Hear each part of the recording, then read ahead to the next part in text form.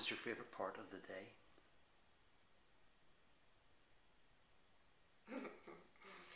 The evening time with my glass of wine. How do you train your voice? Do you have any special treatment? Under strict instruction from my husband, I have to use salt water, gargle. It's not easy because you're under a lot of environmental stresses these days. You know, I think I have allergies. I have sinus problems which very much affect my voice. So I'm constantly battling those in order to have my voice singing pure. But I'm getting there. There's one technique that one of the lovely girls who played with me or sang with me in the Isle of Wight, called Anya, and she taught me this technique before I went on stage. She's actually a singing teacher, and it's to open up your throat, and it goes like this. And it just means you open up your whole throat, and you just sound like an absolute idiot backstage practicing it, but it works. And then also an interesting tidbit was when I was out with Neil Cosser, my regional radio plugger in the UK recently, he told me that George Michael had advised Kiki Dee to eat an apple before she sang in the morning. So I was doing that the whole time I was doing the radio sessions at like 6 in the morning on the road recently, singing It's Not a Dream, which is not easy to sing first thing in the morning. And have you convinced the other cores of the brilliance of Twitter, or are they keen to avoid it?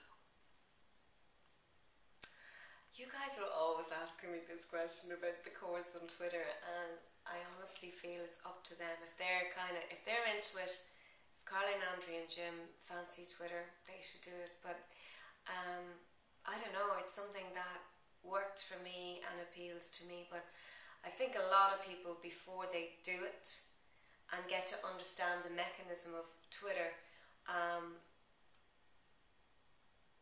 a lot of people are quite sceptical of it, whereas I actually think it's a great place to have some fun. But I don't know about the others. You'll have to ask them. Have you decided on the second single yet? No, I haven't, because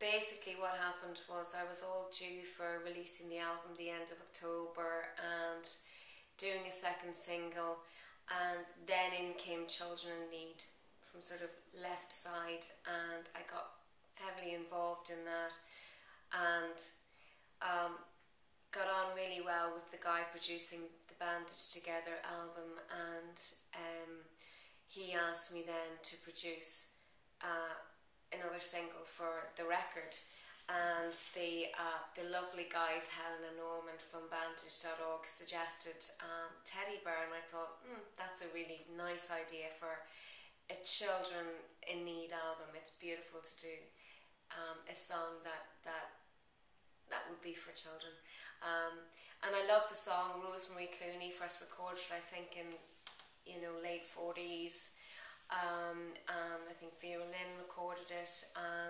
It's a really cute, nice little song, so I enjoyed doing that. We did it here in Dublin in Windmill Lane Studios, bang in the middle of recording the album.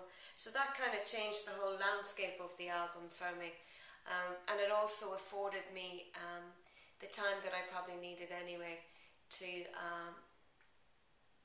really assess the album and see if I had all that I wanted on it, and see if I needed to do anything more, because I felt perhaps I put myself under a little pressure, time constraint wise. So the second single is Teddy Bear. But that's not off the album, and I expect to release another single from the album in the new year, but I can't say yet because I am due to finish the album this Friday, give or take 1 or 2 days. That possibly will happen afterwards, but maybe not, and once we've done a listening session, then I'll probably decide the second single, and then we'll probably change our minds and we'll decide again. Because life is about changing your mind and then making the right decision.